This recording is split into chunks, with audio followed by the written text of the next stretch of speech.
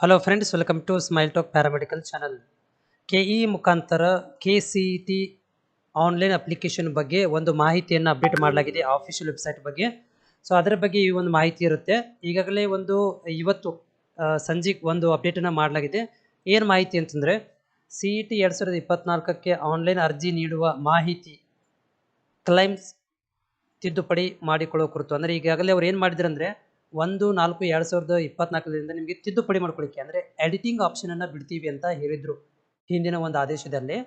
So ಅದನ್ನು ಏನು ಹೇಳ್ತಾ ಇದ್ದಾರೆ ಅಂದರೆ, ಇವರು ಅಭ್ಯರ್ಥಿಗಳು ಹಿತದೃಷ್ಟಿಯಿಂದ ಪ್ರಸ್ತುತ CET 24 ಆನ್ಲೈನ್ ಅರ್ಜಿಯಲ್ಲಿನ ಮಾಹಿತಿ ತಿದ್ದುಪಡಿ ಮಾಡಿಕೊಳ್ಳಲು CET ಪರೀಕ್ಷೆಯ ನಂತರ ನೋಡಿ, CET ಪರೀಕ್ಷೆ ನಂತರ ತಿದ್ದುಪಡಿ ಮಾಡಿಕೊಳ್ಳಲಿಕ್ಕೆ ನಾವು ಚಾನ್ಸಸ್ಸನ್ನು ಕೊಡ್ತೀವಿ ಅಂತ ಹೇಳ್ತಾ ಇದ್ದಾರೆ. ಅಂದರೆ ಅಪ್ಲಿಕೇಶನ್ ನಾವು ಮೊದಲು ಹೇಳಿದ್ದು ಏನಂತಂದರೆ, ಎಡಿಟಿಂಗ್ ಮಾಡಲಿಕ್ಕೆ ನಿಮಗೆ 1ನೇ ತಾರೀಕಿನ ನಂತರ ಕೊಡ್ತೀವಿ ಅಂತ ಹೇಳಿದ್ವಿ. ಆದರೆ ಸೊ ಎಕ್ಸಾಮ್ ನಂತರ ನಾವು ಕೊಡ್ತೀವಿ, ನೀವು ನೋಡ್ತಾ ಇರಿ, ವೆಬ್ಸೈಟನ್ನು ನೋಡ್ತಾ ಇರಿ, ಡೈಲಿ ಒಂದು ವೆಬ್ಸೈಟನ್ನು ನೋಡ್ತಾ ಇರಿ ಅಂತ ಹೇಳ್ತಾ ಇದ್ದಾರೆ.